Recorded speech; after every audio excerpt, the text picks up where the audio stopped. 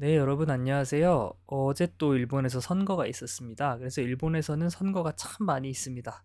그러니까 우리나라 같은 경우는 1년에 선거가 많아봤자 두 번이죠. 뭐 상반기, 하반기 보궐선거가 있든지 아니면 총선과 대선이 함께 있든지 뭐 이제 그런 식으로 1년에 많아야 선거가 뭐 두 번 이렇게 있는데 일본은 각 지역마다 뭐 임기가 끝나는 경우도 다 다르고요. 공석이 발생할 때마다 그냥 보궐선거를 치르기 때문에 선거가 못해도 막 세 달 걸러 한 번, 두 달 걸러 한 번은 있는 편인 것 같습니다. 각 지역별로. 근데 이번 선거가 특히 중요했던 이유는 중의원 선거가 일주일도 채 남지 않았어요. 그런 상황에서 이 기시다 후미오 내각이 출범한 지 약 한 달도 채 되지 않아서 치러지는 첫 번째 국정선거였거든요. 그러니까 국정선거라는 거는 중의원과 참의원을 선출하는 선거를 국정선거라고 보통 표현을 합니다만 기시다 후미오 내각 입장에서는 상당히 중요한 선거였죠. 왜냐하면 중요한 선거라는 대형 선거를 일주일 앞두고 있는 상황에서 이 시즈오카 현 참의원 이 의석 같은 경우는 원래 자민당의 것이었거든요.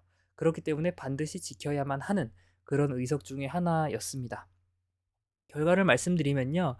이 야마자키 후보, 그러니까 국민민주당과 입헌민주당의 추천을 받은 야마자키 후보가 당선이 됐습니다. 어떻게 보면 상당한 이변을 연출한 셈이죠.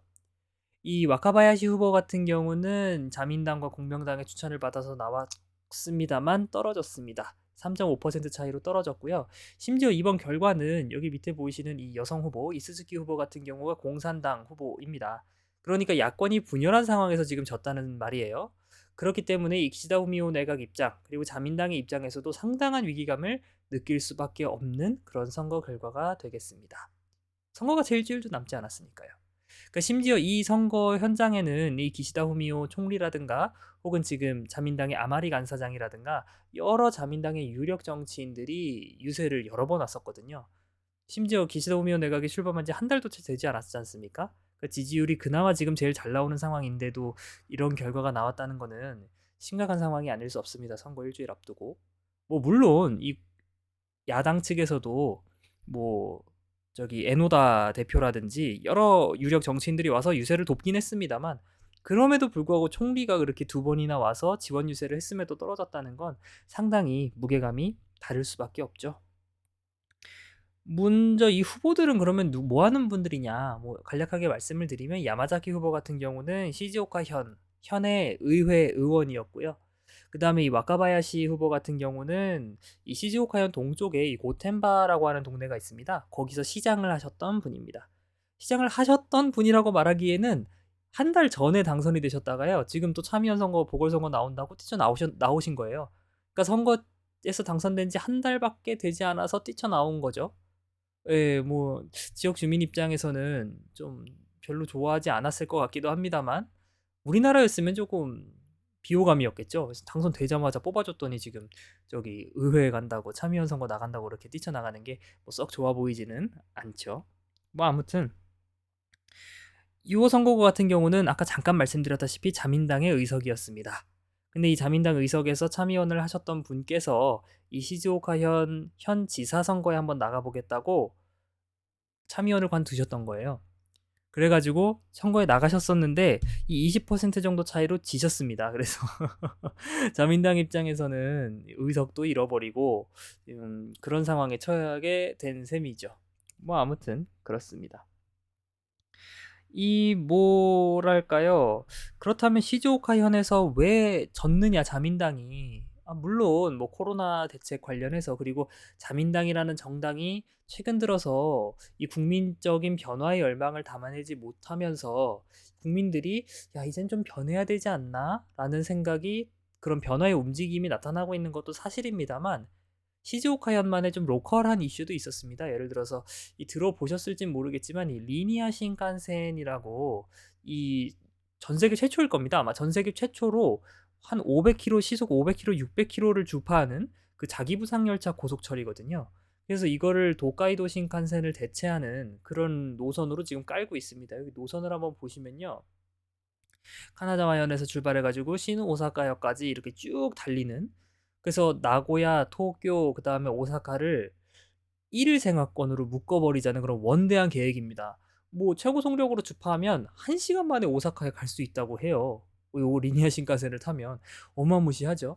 근데 이 리니아 신칸센이 대공사입니다. 왜냐하면 이 자기부상 열차이기 때문에 일반 신칸센보다 전기를 4배나 더 많이 먹는다고 해요.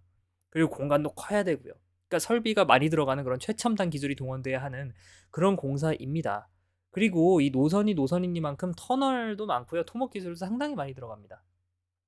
그 과정에서 이 시즈오카현의 젖줄이라고 할 수 있는 이 오이가와, 그러니까 뭐 한국말로 치면 뭐 대정천, 큰 우물강, 뭐 그렇게 번역을 할 수도 있는 그 오이강을 터널이 통과를 합니다.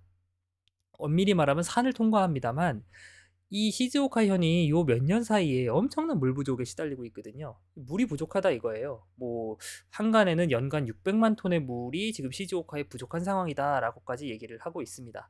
우리가 생활용수를 쓸 때 가장 많이 쓰는 것이 지하수거든요.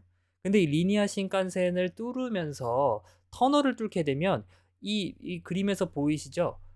구름에서 비가 내리지 않습니까? 그럼 비가 내리면 산에 그 비들이 흡수돼서 지하수로 내려가야 되는데 이 터널이 있으니까 지하수가 더 이상 생겨나지 못한다 이거예요. 환경단체 말로는. 그리고 이 시즈오카 현 주민들의 말로는 적당한 대책을 내놔야 되는데 지금 그럴 만한 대책을 내놓지 못하고 있습니다. 그래서 시즈오카 현의 최대 이슈는 누가 뭐래도 이 리니아 신칸센 터널 관통 문제라 할 수 있습니다.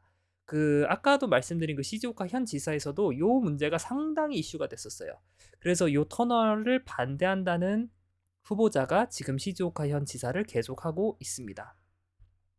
그래서 요게 쟁점이었고요. 그래서 자민당과 국토교통성은 이 리니아 신칸센을 강력 추진하고 있거든요. 왜냐면 경제적으로 도움이 되니까 그렇겠죠.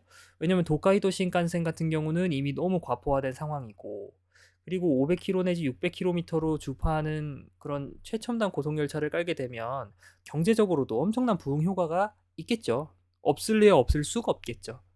그렇습니다. 그리고 이거를 까는 회사가 그 JR 토호카이거든요.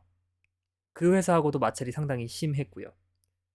그리고 이 야마자키 후보는 현 의원 출신이라 그러지 않았습니까? 그래서 이 현 의원 출신으로서 지금 현 지사하고 이렇게 좀 뭐랄까요, 합을 많이 맞추면서 이 리니아 신칸센 문제에 적극적으로 대처해 왔습니다. 그래서 지금 시즈오카 현 지사 같은 경우가 이름이 아마 카와카츠였을 거예요. 근데 이 지사가 그렇게까지 모습을 드러내는 후보는 아니었거든요, 선거전에서. 그럼에도 불구하고 이 야마자키 후보를 지원하기 위해서 여러 번 선거 유세를 하기도 했습니다. 그런 말까지, 저도 선거 유세를 유튜브에서 아까 좀 찾아봤는데 그런 말까지 하더라고요. 아, 이거 선거 귀책사유 자민당에 있는 거 아니냐. 괜히 시즈오카현 지사 나온다고 지금 국민들 세금으로 선거하게 만들고 말이지. 그리고 이 리니아 신칸센 같은 거 문제에 대한 대책도 제대로 못 내놓고 무작정 우리 현민들의 말을 무시하고 뚫겠다고 말만 하고 있지 않느냐. 이거 우리 리니아 신칸센에 대해서 우리 시즈오카 현민의 목소리를 제대로 대변할 수 있는 참의원을 이번에야말로 국회에 보내야 된다. 이런 식으로 얘기를 하더라고요. 그게 어떻게 보면 시즈오카 현 주민들에게 먹힌 것이죠. 그렇죠? 여론조사를 뒤집은 거예요. 여론조사는 이 와카바야시 후보가 이긴다 그랬었거든요. 대단한 결과입니다. 그래서 이 뭐라고 할까요? 이번 시즈오카 현의 선거 결과는 뭐 비단 시즈오카 현만 뿐만 아니라 전국적으로 영향을 미칠 가능성이 매우 큽니다. 국민들이 다 보고 있겠죠. 그리고 글쎄요, 제 생각에는 이번에 계속 제가 말씀을 드리지만 자민당의 단독 과반이 힘들어졌을 것 같습니다. 이번 일로 더 한 방 먹은 셈이죠, 자민당이. 이런 분위기가 계속해서 가고 국민들이 야, 이거 자민당 더 이상 안 되겠다. 이 국민들의 열망을 옛날처럼 그렇게 잘 받아내지 못하네. 라는 여론이 확산이 되면 글쎄요, 극단적으로는 이 자공 과반도 힘들지 않을까. 극단적으로는요. 뭐 제 예상은 여전히 자공 연합은 과반을 먹을 것 같기는 합니다. 먹을 수밖에 없을 것 같습니다. 그럼에도 불구하고 이런 분위기가 계속된다면 이번 중의원 선거뿐만 아니라 다음 중의원 선거에서 어떤 결과가 일어날지 모르겠다라는 생각이 계속 들고요. 끝으로 일본 국민들이 이렇게 우리나라 사람들이 생각하는 만큼 정치에 관심이 없고 또 이게 변화를 원하지 않는 그런 국민이 아니라는 거를 항상 우리가 유념해둬야겠습니다. 일본에서도 이런 변화의 움직임이 감지되고 있다는 거, 그 점은 되게 흥미로운 포인트 같습니다.